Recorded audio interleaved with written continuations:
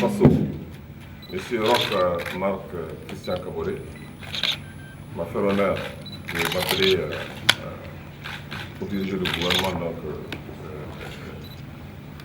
dans ce pays. C'est ce à quoi je répondis favorablement ce matin. Reconnaissance, engagement et responsabilité, voici les trois premiers mots du nouveau Premier ministre. Paul Kabatieba, nommé hier par le président Kaboré, est arrivé ce matin à Ouagadougou. Il a fait sa première déclaration ce soir même à la presse dans ce journal Portrait.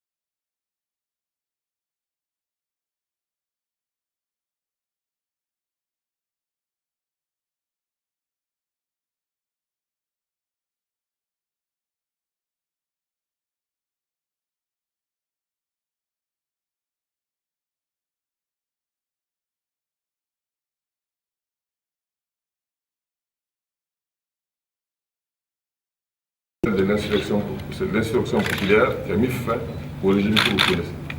Un régime qui était dévoyé par la population, un régime antipopulaire. Et les jeunes de son pays, ce pays-là, ont pris la responsabilité de marcher dans la rue, de braver les armes, de braver la mort pour mettre fin à ce régime. Les jeunes de ce pays se sont également battus pour lutter contre ce que vous savez, la tentative de récupération du pouvoir à travers les coups d'État bancaire.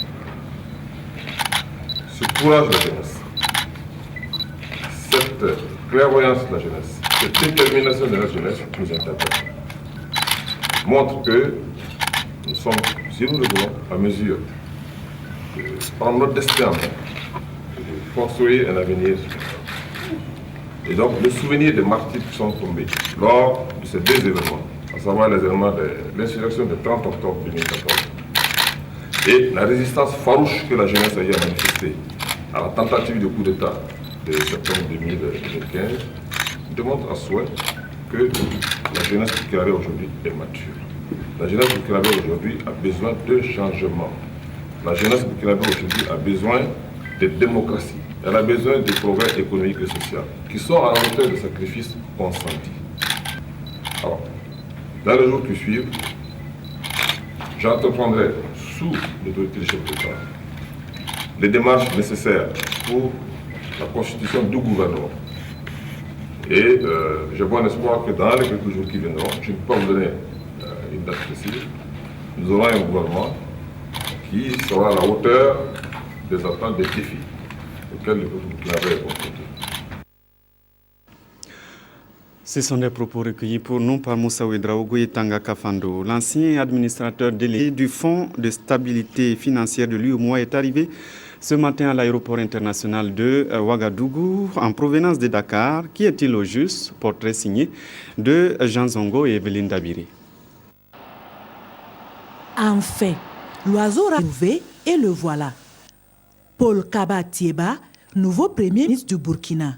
Avant cette nomination, il occupait le poste d'administrateur délégué du Fonds de stabilité financière de l'UEMOA à Dakar. C'est ce matin qu'il a foulé le sol burkinabé. À l'accueil, un parterre de journalistes et des dizaines de questions, mais pas un seul mot du nouveau Premier ministre.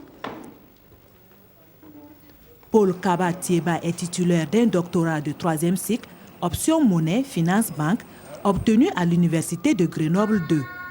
Il est né en 1960 à Bobo-Dioulasso, marié et père de 3 enfants.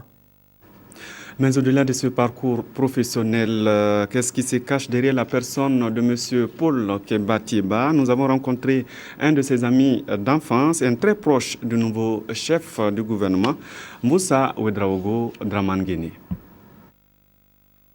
Dieudonné Maurice Bonane est un ami d'enfance du tout premier ministre du Burkina. Méconnu de beaucoup de Burkinabés, Paul Keba Tieba n'a aucun secret pour le député Bonane. Témoignage. C'était un grand bosseur. Il était un élève studieux, très attaché à son travail et qui aimait partager également sa joie et ses moments difficiles avec ses camarades et collègues. Et sur le plan professionnel, c'est un très grand travailleur.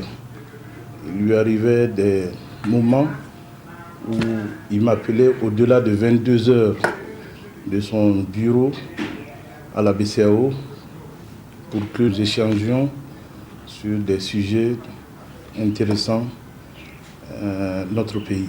Jean-Claude Bouda, lui aussi, a grandi avec le ministre Tieba ici à Ouagadougou. Ils ont étudié ensemble et même milité dans les associations scolaires. Son père était commissaire de police, directeur général adjoint de la Sûreté nationale. On était tous dans le même quartier, le quartier qu'on appelle la zone résidentielle. On était tous de ce quartier, et donc on s'est côtoyé avec d'autres jeunes de notre génération. Et je peux dire de l'homme qu'il a toujours été brillant sur le plan scolaire et sur le plan social. C'est quelqu'un qui a le sens d'amitié. Il est très sincère en amitié et il a de grandes qualités humaines, comme je l'ai dit, et il a surtout les compétences. Selon ses camarades de longue date, le nouveau Premier ministre était aussi talentueux en classe que sur le terrain de sport. C'était un très grand footballeur qui avait le surnom de Caravelle à l'époque parce qu'il courait très vite quand il y avait les matchs de football. À en croire ses promotionnaires, Paul Keba Tieba est l'homme qu'il fallait. Pas donc de doute, il va réussir sa mission avec le soutien de tous. Des témoignages qui vont permettre certainement au grand public de découvrir le nouveau Premier ministre, peu connu donc. Vous allez le voir, nous avons promené notre micro dans les grandes artères de Ouagadougou pour savoir comment l'opinion nationale accueille ce nouveau Premier ministre. Le président est libre de choisir qui il veut et nous on va juste attendre pour juger la personne au travail, quoi. Si le travail est bien fait, je pense qu'il n'y a pas de problème. Ce qui nous importe, c'est le travail que la personne aura à faire. Personnellement, je ne le connais pas, mais je pense que c'est un choix judicieux, étant donné que c'est un technicien financier et qui a des connaissances solides en matière de finances, d'économie et de planification. Donc de ce point de vue, je pense que ce choix me semble judicieux. C'est une personnalité pas très bien connue sur la scène politique. Je crois que ses atouts lui permettent d'être impartial et pousser un peu les dossiers qui sont vraiment très pressants. Ce sont des attentes de tous les ordres, au niveau de l'éducation, au niveau de la santé. Il y a la grogne des étudiants. Vraiment, il y a du pain sur la planche. Donc on nous souhaite beaucoup de courage. Qu'il réponde à toutes nos attentes. En tout cas, nous on a besoin qu'il satisfasse nos besoins. C'est qu'on veut de lui. C'est un nom qui est nouveau pour moi. Donc, sincèrement, je ne sais rien de lui. Si on a mis du temps effectivement à choisir le Premier ministre, c'est qu'on a voulu chercher la perle rare. Et si on l'a finalement trouvé, je crois que c'est une bonne affaire. Et tout ce qu'on peut espérer est qu'il peut vraiment travailler à organiser un gouvernement dynamique qui va prendre conscience effectivement des réalités nationales pour vraiment répondre aux aspirations de la population. Réaction recueillie au micro de Nongba Kouda et Ismaël Diloma Sirima. L'Union pour le progrès et le changement a aussi réagi après le choix du Premier ministre pour la deuxième force politique du pays. C'est du mur que l'on connaît le vrai maçon. Nous écoutons Arabi Yameogo. Le PC n'a pas de réaction particulière. Nous prenons acte de sa nomination. À l'UPC, Nous pensons que, comme on le dit couramment, le bon maçon se reconnaît au pied du mur. Nous attendons qu'il soit à l'œuvre et que nous puissions apprécier à l'image de tous les Burkinabés. Vous savez que les attentes du peuple burkinabé sont très fortes. L'UPC jugera le Premier ministre au résultat. Pour l'heure, il nous plaît de le saluer, de lui souhaiter du courage, une bonne mission au bonheur du peuple burkinabé. Si le peuple est satisfait, l'UPC est satisfait. Rabi Yamiogo, micro de Nomba Kouda et Omar Zombre. Paul Kaba Tieba est un économiste comme 4 des 6 premiers ministres avant lui sous la 4e République. Y a-t-il un avantage à choisir un économiste à ce poste? Kola Inebie, Driss Serré, explication. Le président du Faso, Roch-Marc Christian Kaboré, a fait de la relance économique l'une des priorités de son programme de gouvernement. Pour le docteur Sayouba Ouedraogo, le choix d'un premier ministre économiste est tout à fait pertinent dans le contexte actuel. Si nous parlons simplement le choix d'un économiste, je dirais simplement que l'économie, c'est ce que nous disons la science noble.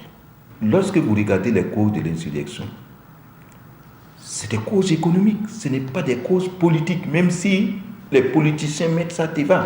En choisissant un économiste, le président fait confiance à un technocrate censé être rompu à la tâche, un homme averti des grandes questions économiques du moment, que ce soit sur le plan macro ou microéconomique, le cadrage budgétaire, les choix d'investissement, les questions de marché et de finances, la relance de la consommation, l'amélioration du climat des affaires.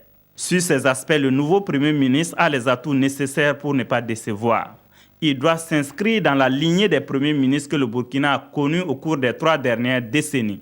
On peut citer Kadri Désiré Ouedraogo, Youssouf Ouedraogo, Ernest Paramanga Nyonli, Tertis Zongo.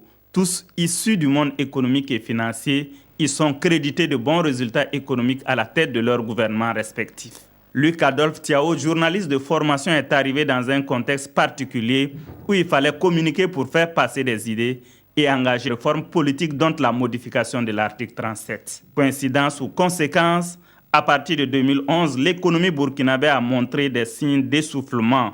Les investisseurs restés attentifs, le secteur privé n'a pas connu une dynamique évolutive normale. Que retenir du passage des anciens premiers ministres économiques? Je ne peux pas m'hasarder dire catégoriquement, mais ce qui est sûr, il y a eu des avancées. Même si vous regardez au niveau économique, on a travaillé. Vous regardez les textes au Burkina, tout est clair, mais c'est une question d'application. Contrairement à l'idée populaire qui veut que le choix du Premier ministre soit dicté par la Banque mondiale, les analystes pensent qu'il n'en est rien.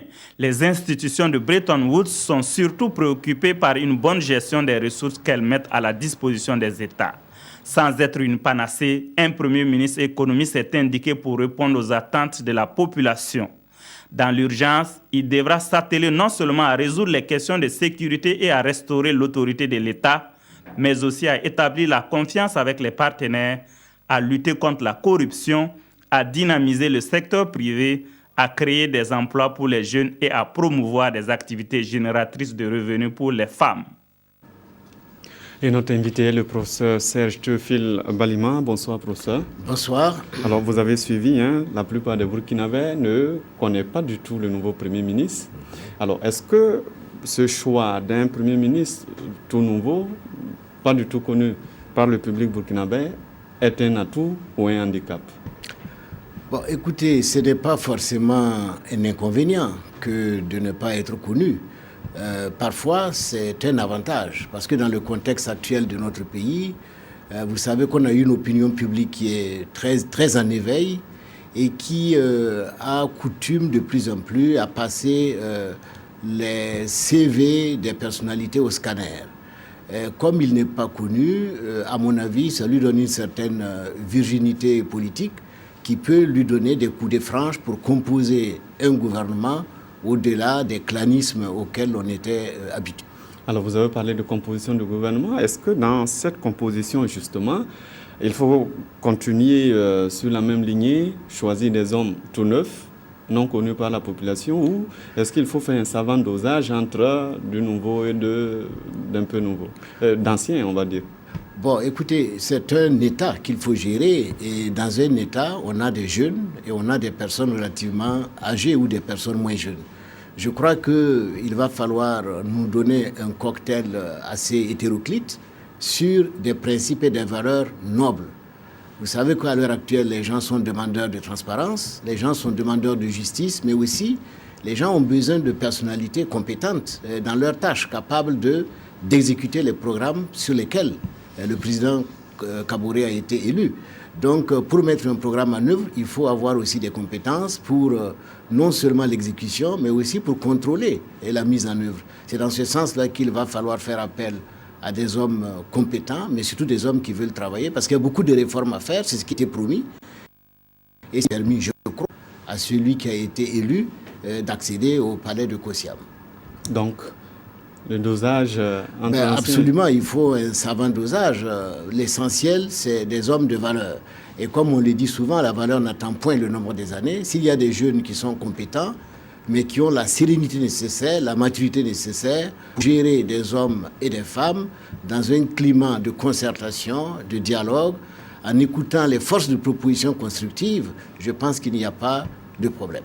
Merci, professeur Serge Valima. Merci d'être venu répondre à nos questions. Et puis, le Premier ministre est connu depuis ce matin, vous l'avez suivi d'ailleurs, mais les quotidiens revenaient sur cette longue attente, une attente de 9 jours.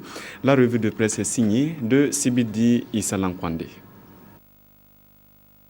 L'oiseau rare a finalement été trouvé et les Burkinabés connaissent depuis tôt ce matin l'identité du nouveau chef du gouvernement. Une nomination dont aucune parution ne fait cas, même si le sujet occupe une bonne partie des colonnes. 9 jours sans Premier ministre, des Burkinabés à bout de patience, titre notre an, qui annonce la nomination du chef du gouvernement ce jeudi. Pourquoi se presser pour quelque chose qui vient vers nous, s'agace le journal. Les Burkinabés, entre doute et sérénité, renchérit aujourd'hui au Faso, qui relaie les sentiments de quelques citoyens. Si le président prend du temps pour nommer un premier ministre et former un gouvernement, c'est qu'il a ses raisons, retorque l'Express du Faso. Roch veut trancher avec les habitudes du passé. Il a donc le droit de prendre du temps pour mettre l'homme qu'il faut à la primature, poursuit le journal.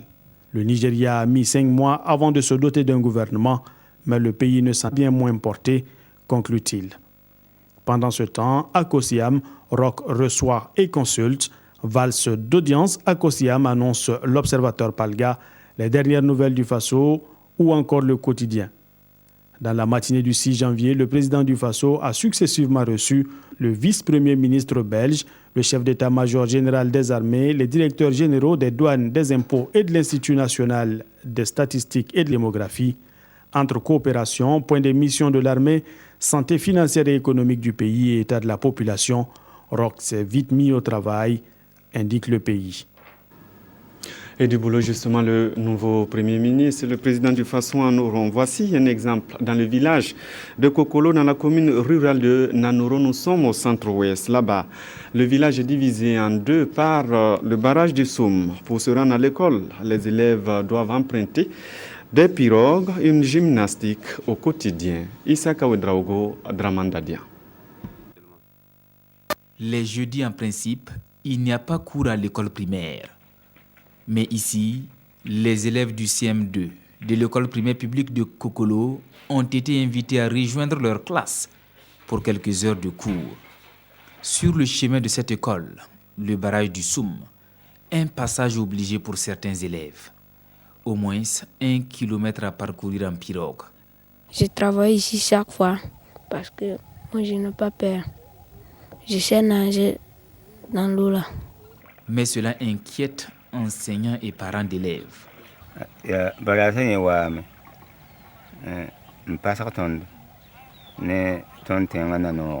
Notre village est situé de part et d'autre du barrage. Nous sommes vraiment enclavés et les élèves passent chaque fois ici pour aller à l'école. Vraiment, on n'a pas le cœur tranquille.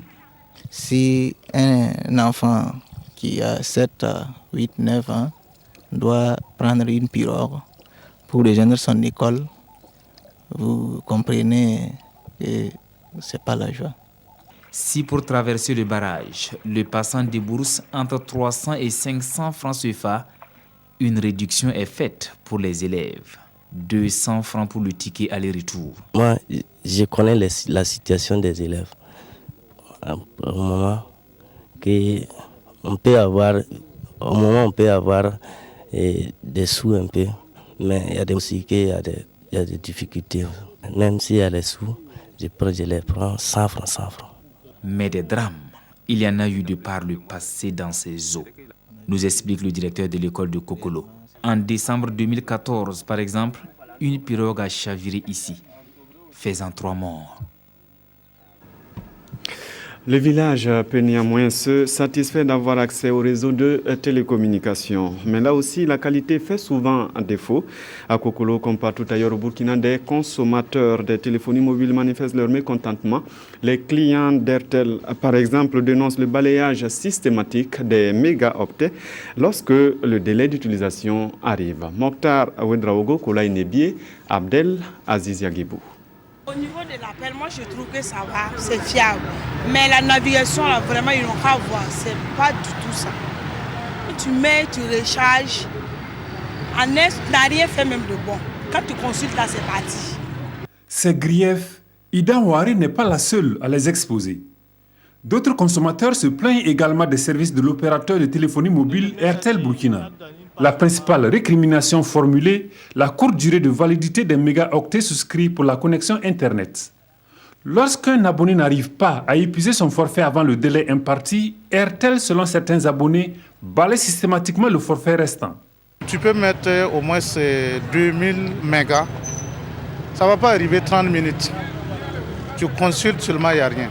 À Airtel Burkina, lorsque vous souscrivez pour un forfait de 100 mégaoctets, de 5 gigas par exemple, vous aviez 100 mégas, je crois que c'est une semaine, les 5 gigas font un mois. Lorsque vous n'arrivez pas à utiliser ces crédits avant l'expiration en tout cas des délais que vous avez impartis, Airtel estime que vous n'en avez plus droit et on balaie purement et simplement vos mégaoctets. Ils sont écrasés. Nous estimons de notre point de vue qu'il s'agit d'une clause abusive qui est imposée aux consommateurs par l'opérateur. Du côté de l'opérateur, le son de cloche est tout autre. La commodité et la rapidité de la navigation, l'utilisation de plusieurs applications à la fois et souvent la non-maîtrise de certains paramètres et innovations technologiques sont entre autres les raisons de l'épuisement rapide des mégaoctets, soutiennent les responsables de Airtel Burkina. Chaque remontée de clients est une opportunité pour nous, une opportunité pour nous améliorer, une opportunité pour répondre davantage à leurs besoins. L'épuisement des forfaits est intrinsèque vraiment à l'usage que fait le consommateur lui-même. Nous avons aujourd'hui des smartphones, des téléphones high-tech qui ont des applications évolutives qui par elles-mêmes sont gourmandes en consommation de forfaits. Nous avions promis une application gratuite pour le client. Il le télécharge gratuitement et à partir de cette application, il peut gérer ses niveaux de consommation. Il peut même y mettre des alertes pour le prévenir avant la fin des forfaits et tout. Donc, toutes ces choses, c'est pour vous dire que nous les écoutons. Nous ne cessons pas de réfléchir pour trouver de nouvelles solutions vraiment adaptées à leurs besoins. Ces explications portées auprès des consommateurs à travers plusieurs canaux de communication n'ont pas atténué le courroux de l'Association burkinabé des consommateurs des services de communication électronique ABCE. Elle dit être sur le front jusqu'à ce que la clause relative à l'épuisement des mégaoctets souscrits dans un délai fixé par les opérateurs de téléphonie soit purement et simplement supprimée des contrats de communication. Sur la question, depuis août 2014, l'autorité de régulation des communications électroniques et des postes, ARCEP, a été saisie d'une plainte. Jusque-là, aucune suite n'a été donnée à la plainte. Nous dénonçons avec la dernière énergie cette, lenteur complice de l'ARCEP, puisqu'une plainte déposée au niveau d'une institution qui est censée aussi protéger les consommateurs depuis plus d'une année, qui n'a pas été traitée. En réaction à ce reproche, l'ARCEP évoque l'obligation de respecter les procédures en vigueur dans le traitement des dossiers d'une telle nature. Cette plainte ne concerne pas spécifiquement l'opérateur Airtel, ça concerne tous les 3 opérateurs. Pour nous, régulateurs chargés de trancher un différend de cette nature, à savoir une contestation opposant des opérateurs aux consommateurs, c'est prendre le temps d'écouter les acteurs impliqués dans le différend, recueillir leurs observations et pouvoir prendre une décision qui, même si elle venait à être donc, déférée donc, à l'appréciation d'un juge, que cette décision puisse donc résister donc, à la critique. La mauvaise qualité des services de communication électronique est un dénominateur commun à tous les opérateurs, estime la BCE qui entend œuvrer par tous les moyens de lutte pour obtenir une meilleure qualité de réseau mobile au profit des consommateurs. Après les incidents de la 6e journée du championnat entre l'Union sportive du Yatenga et le Rail Club de Kadiogo, place aujourd'hui aux sanctions. La Ligue de football a infligé 2 matchs délocalisés à l'USI à Koudougou, un match à huis clos et l'USI, l'Union sportive du Yatenga, perd le match sur tapis vert. Jérôme Tendrebeogo. Ces images ont choqué. Elles sont aux antipodes du comportement sportif et comme on pouvait s'y attendre, les sanctions sont tombées. L'USI perd le match sur tapis vert 0-1 en faveur du RCK. Le stade municipal de Waïgouya est suspendu pour 2 matchs. Ainsi, l'USI se déplacera à Koudougou pour affronter le Santos FC samedi prochain pour le compte de la 8e journée. Ce sera encore dans la cité du Cavalier Rouge qu'elle devra accueillir Majestic pour la 10e journée. Les frais d'organisation de ces 2 rencontres, à savoir les déplacements des officiels et des adversaires qui s'élèvent à 692 000 francs, sont à la charge des unionistes du Nord. Le stade municipal de Waïgouya va recevoir le match USI AS Sonabel de la 11e journée à huis clos. Sanction assortie d'une amende de 100 000 francs. L'USI va donc débourser au total 792 000 francs en cash. Et ce n'est pas tout. Les joueurs Pascal Sorgo, Jérémy Bikaba et Yannick Pougnogo, celui-là même qui avait marqué l'unique but face au RCK, sont suspendus 2 matchs pour propos injurieux à l'encontre de l'arbitre Bourema Sanogo. Madame Natou Ouedraogo, membre de la Ligue régionale du Nord, encourt des sanctions disciplinaires, tout comme le supporter Daouda Ouedraogo, formellement identifié comme celui qui a fait rebondir une pierre sur la tête du 4e arbitre, Aruna Ouattara. Son geste est fort regrettable. Du côté du RK, Gérard Mondessou Adou écope de 2 matchs de suspension. Et cette attaque est intervenue donc en pleine commémoration de l'attentat contre Charlie Hebdo. Il y a 1 an, le journal satirique avait été attaqué par un commando de l'État islamique. 11 personnes avaient été tuées dans les locaux et 3 policiers à qui le président français François Hollande a rendu hommage aujourd'hui. Et on s'arrête là pour ce soir. Merci d'avoir suivi cette édition. Tout à l'heure, à 22h15, Jacques Lamissatar Paga pour la dernière édition. À demain.